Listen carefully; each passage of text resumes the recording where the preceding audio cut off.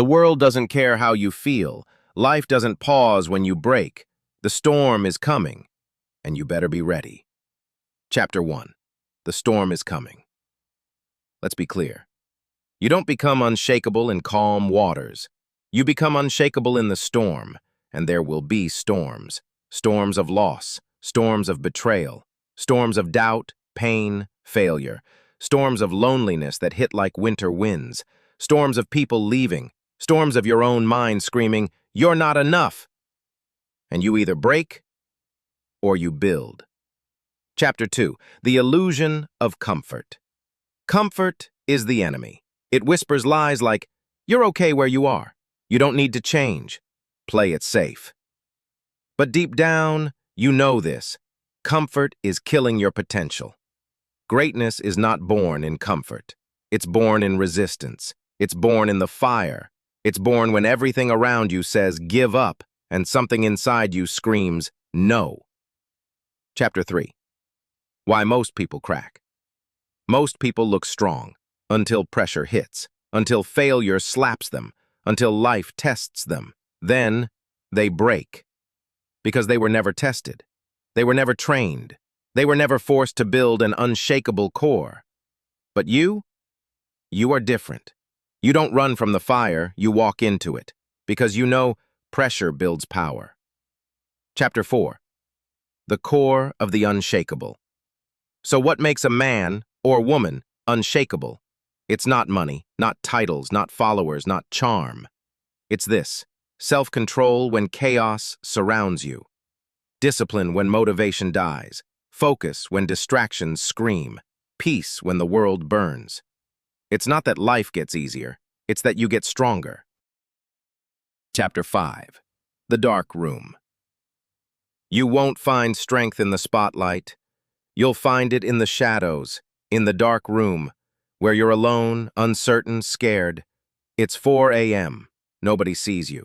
Nobody claps. You're tired. You're doubting yourself. But you show up anyway. That's where the shift happens. That's where the transformation begins. Not when it's easy, but when it's hard, and you go anyway. Chapter 6. Stop chasing motivation. Motivation is weak. It fades. You don't need more hype. You need anchors. You need core values that don't change. You need standards that are set in stone. You need to live by principles, not feelings, because feelings change, but discipline stays, and identity is built by what you do every day, not how you feel in a moment. Chapter 7. The new standard. You don't rise to your goals, you fall to your standards, so raise them. Raise the standard for what you tolerate. Raise the standard for what you eat. Raise the standard for how you speak. Raise the standard for what time you wake up.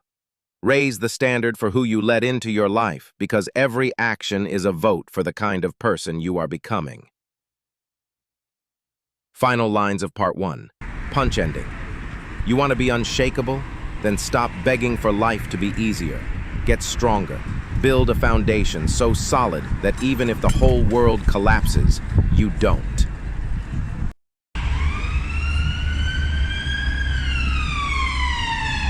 Unshakeable. 2. Build a mind of steel. Before you conquer the world, you must conquer your mind. Chapter 1. Mental toughness is not born, it's built. Nobody is born with an unbreakable mind. It's not in your DNA, it's in your decisions. Mental toughness is built in moments of pressure, in moments when it would be easy to quit, but you don't. It's built in discipline. It's built when you wake up early despite the tiredness. When you say no to comfort, yes to pain. Because the brain learns from repetition. The more you endure, the more you expand. The more you push, the more you rewire your limits. Chapter 2. Stop believing every thought. Your mind is a battlefield. Not every thought is true. Not every feeling is real. Your brain is wired for survival, not success. It will try to protect you by keeping you small. It will tell you, don't risk it. Play it safe. What if you fail? You must learn to fight back, to silence the inner critic, to say, this fear is not truth, it's a test. This doubt is not a sign to stop, it's a signal to grow. Chapter 3. Steel is forged in fire. No one develops strength in luxury. Steel is forged in fire. So is your mind. You must go through things that break you, not to stay broken, but to learn how to rebuild. You must fail. You must lose. You must fall flat on your face, because every scar on your soul is a lesson carved in strength. Chapter 4. Mental reps, the inner gym. Just like muscles, your mind gets stronger through reps. Every time you resist temptation, you do a rep. Every time you stay calm when angry, you do a rep. Every time you focus instead of scroll, you do a rep. And just like in the gym, reps equals growth. Not flashy, not fast, but real. You don't build a strong body in one day. Why expect your mind to be any different? Chapter 5. Pain is the doorway. Everyone runs from pain. You? You walk into it. Because pain isn't the enemy, it's the doorway. Through pain, you gain clarity. Through pain, you shed the fake layers. Pain is truth. Pain is transformation. You can let pain destroy you, or you can let pain shape you. The choice is yours.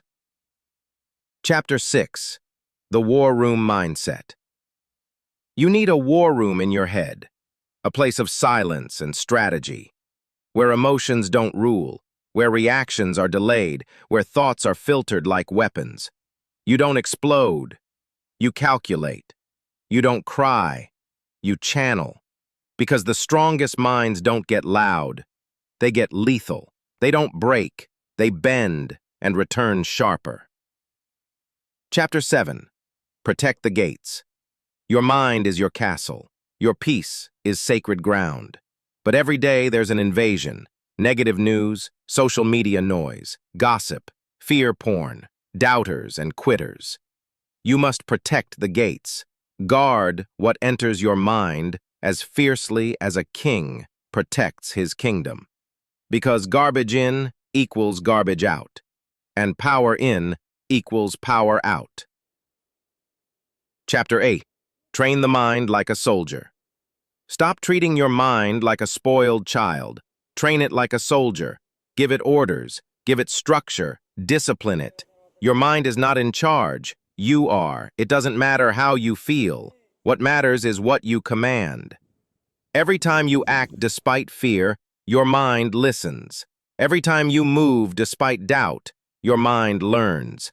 Every time you suffer and keep going, your mind evolves. And one day, when everyone else crumbles, you will stand tall.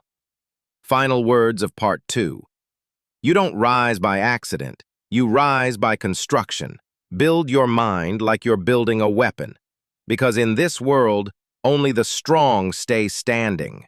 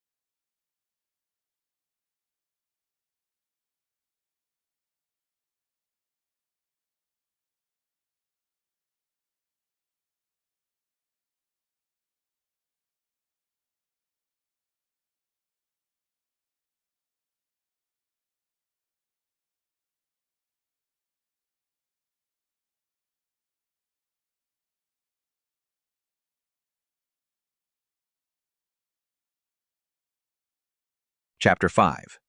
Stillness is strength. Most people panic when it gets quiet.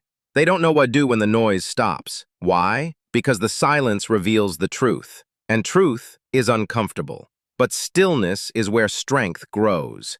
It's where you hear your next move, you feel what's broken, you recognize what needs to die, and what must rise. Stillness is sacred. Stillness is strategy. Chapter 6. Withdraw to win. Sometimes the strongest move is to pull back. Not quit, withdraw. Recalibrate, rebuild. Winners disappear on purpose. They go quiet to go deeper. They go dark to go deadly. While the world parties, they plan. While others post, they prepare. Let them wonder where you went. You'll return with fire in your eyes. Chapter 7. The monk mode mindset. Cut distractions, cut noise, cut nonsense, cut anything that doesn't sharpen you. Wake up early, move in silence, think deeply, act violently with purpose. This isn't aesthetic. This is warfare. The unshakable don't talk, they move, and their silence screams louder than others' noise. Chapter 8. Speak less, move more. You don't need to explain your journey. You don't need permission. You don't need agreement. Let your actions introduce you. Let your consistency validate you. Let your solitude refine you. The next time they hear from you, you won't sound the same, because you won't be the same. You'll be sharper, calmer, colder, stronger. If you want real power, learn to sit with yourself. No music, no scrolling, no mask, just silence, just truth, just fire waiting to be unleashed.